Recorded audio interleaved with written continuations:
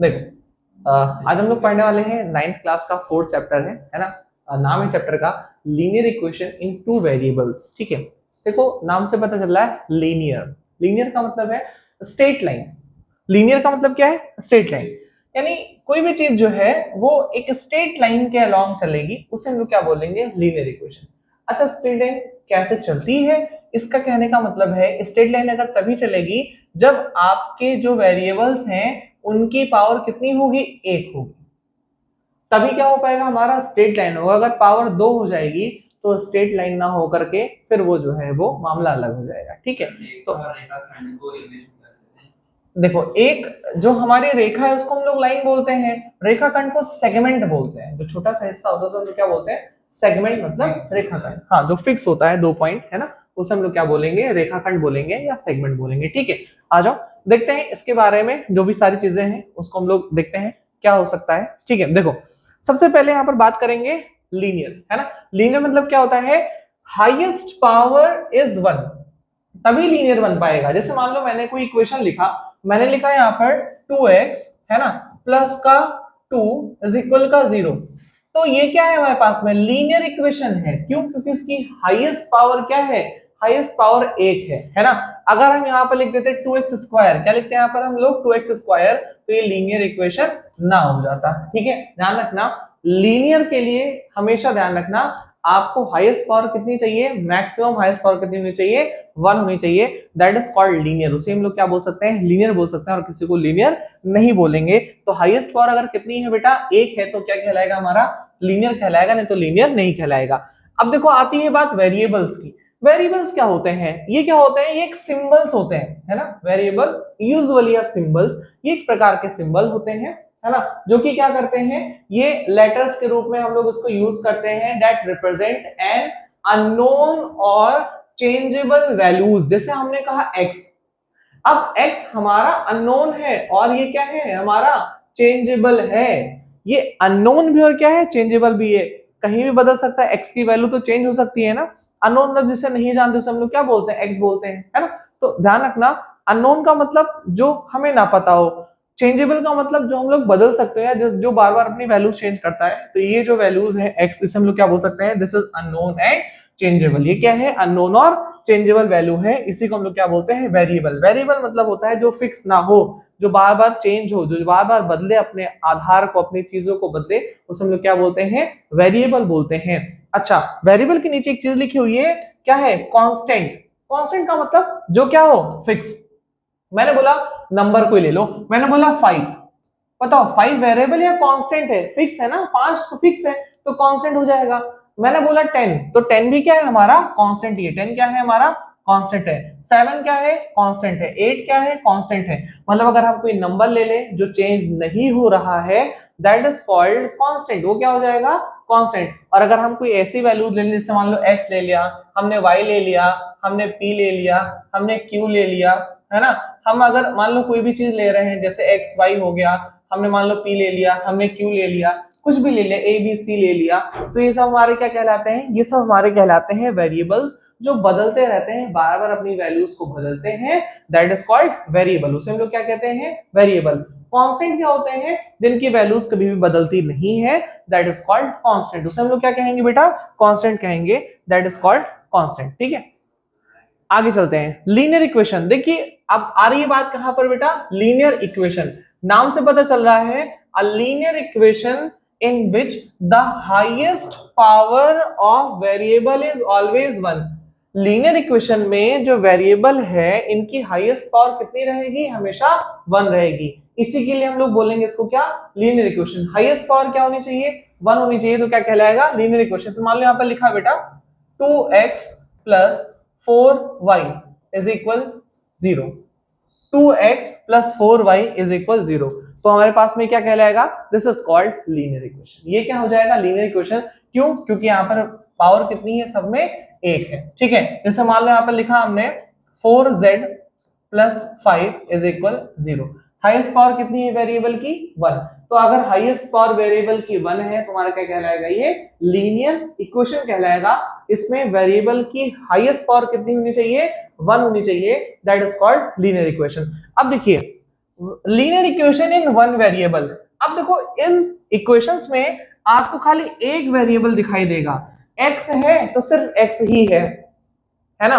जैसे मान लो मैंने एक बार लिखा, यहाँ पे लिखा मान लो 2y प्लस 3 इज इक्वल 0। बताओ कितने इसमें वेरिएबल्स हैं? एक ही तो वेरिएबल है, एक तो y दो बार होता तो ऐड हो जाता है। जैसे मान लो लिखा हुआ 2y plus 3y is equal 4, तो 2 और 3 कितना हो जाता भाई? 5y हो जाता। That's it. ये क्या हो जाता हमारे पास में? वन वेरिएबल हो जाता। इतने तो समझ ही सक रहे हो ना बेटा कि क्या हो रहा है यहाँ पर? वेरिएबल्स की बात हो रही है। यानी अगर एक x और एक y अगर दे दे, देखो जैसे नीचे वाले उसमें दे रखा है तुम्हें x और y दे रखा है, देखो यहाँ पे x दे रखा है, यहाँ पे y दे रखा है, इसे हम लोग क्या बोलते हैं? Linear equation in two variables. यानी अगर एक ही वेरिएबल है तो लीनियर इक्वेशन वन वेरिएबल होगा, सिर्फ x x है या सिर्फ y y है या सिर्फ z z है या सिर्फ p p है या सिर्फ q q है, एक ही वेरिएबल है तो linear equation in one variable कहलाएगा।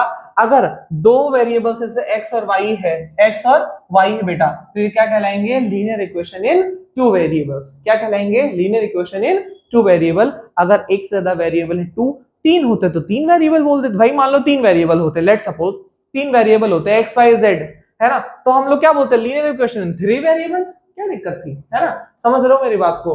तो जितने वेरिएबल होंगे उस हिसाब से हमारा लीनियर इक्वेशन जो है सेट होगा। Linear equation one variable, two variable, three variable, ऐसे करते करते हम लोग चलते रहेंगे। ठीक है, आज हम लोग बात करते हैं यहाँ पे जनरल फॉर्म क्या होता है लीनियर इक्वेशन का। मोस्ट इंपॉर्टेंट है ax plus B Y plus का c। बेटा ये जो है ये होता है हमारा, ये होता है, इसे हम लोग बोलते हैं वेरिएबल।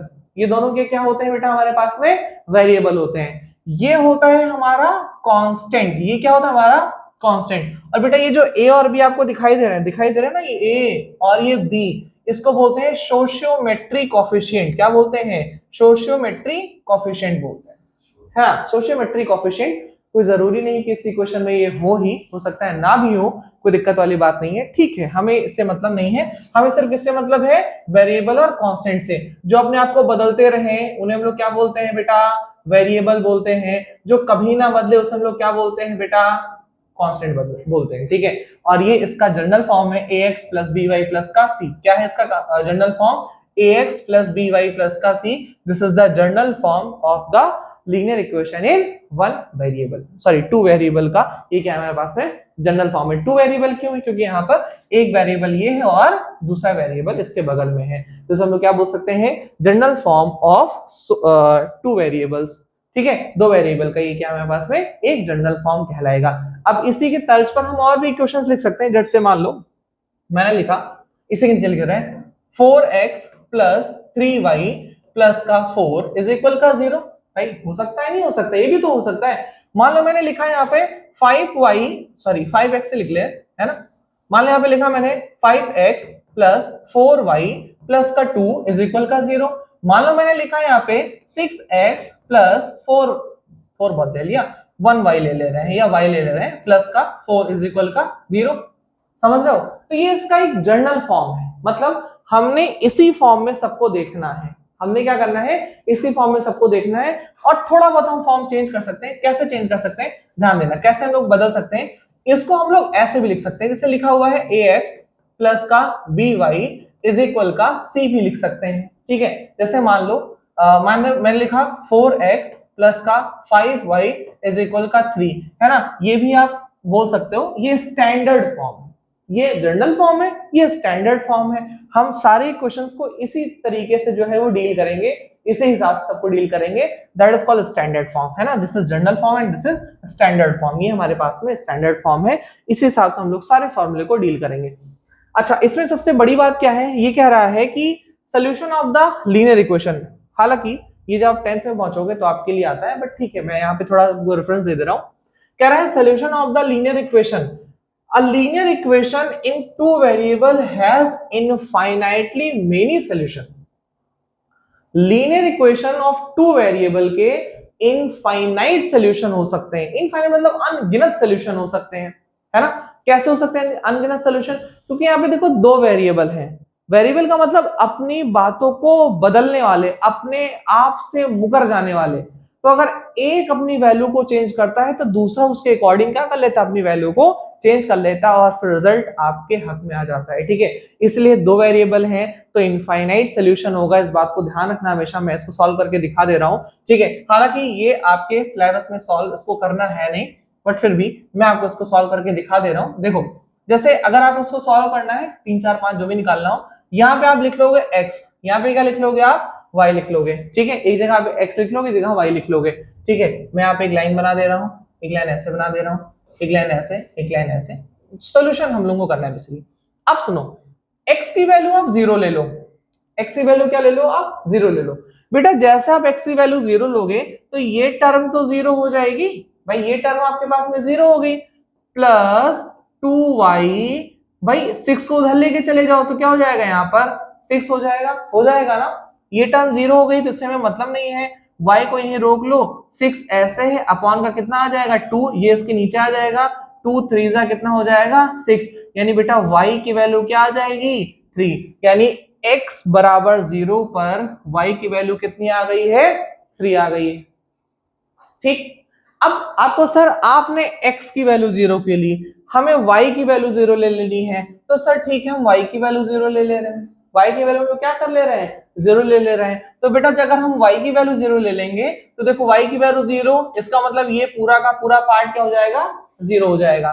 ठीक है, अच्छा -6 ऐसे लिखा हुआ है, इज इक्वल का 0 ऐसे लिखा हुआ है, प्लस का x हमारे पास में यहाँ लिखा हुआ था, तो बेटा ये 0 हो गया, इसको उठा के धले के चले जाओ तो x की वैल्यू कितनी आ जाएगी हमारे पास में 6, यानी अगर हम y की वैल्यू 0 ले रहे हैं तो x की वैल्यू कितनी आ जाएगी बेटा हमारे पास में 6 आ जाएगी।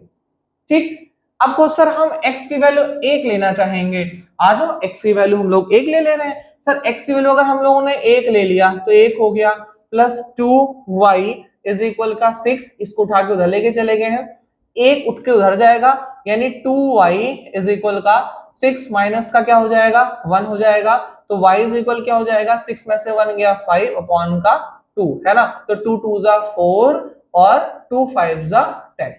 ठीक है, ऐसे आ जाएगा, यानी इसकी वैल्यू कितनी आ जाएगी 2.5 आ जाएगा। अब आप y की वैल्यू, मतलब आप सोच रहे हो, देख रहे हो इनफाइनाइट सोल्यूशन है, तुम करते चले जाओ, जितना भी तुम्हें सोल्यूशन लेना है तुम सॉल्व करते चले जाओ। इसलिए कहा जाता है कि लीनियर इक्वेशन इन 2 वेरिएबल्स का सॉल्यूशन कितना होगा, तो इनफाइनाइट सॉल्यूशन होगा, खूब ढेर सारा सॉल्यूशन है, तुम करते चले जाओ, जितनी तुम्हें गिनती पता है तुम उतना सॉल्यूशन इसका जो है वो करते चले जाओ। मेरी बात आ रही समझ में? तो लीनियर इक्वेशन इन 2 वेरिएबल के सॉल्यूशंस कितने होते हैं, इनफाइनाइट सॉल्यूशन होते हैं। क्या मेरी इतनी बातें आपको समझ में आ गई हैं? तो अगर समझ में आ गई है तो ठीक है, डाटा वगैरह हम लोगों का इतना ही था। अब हम लोगों को करना क्या है, एक्सरसाइजेस के बारे में करना है, एक्सरसाइज जो है वो हमारी सॉल्व आउट करनी है। ठीक है।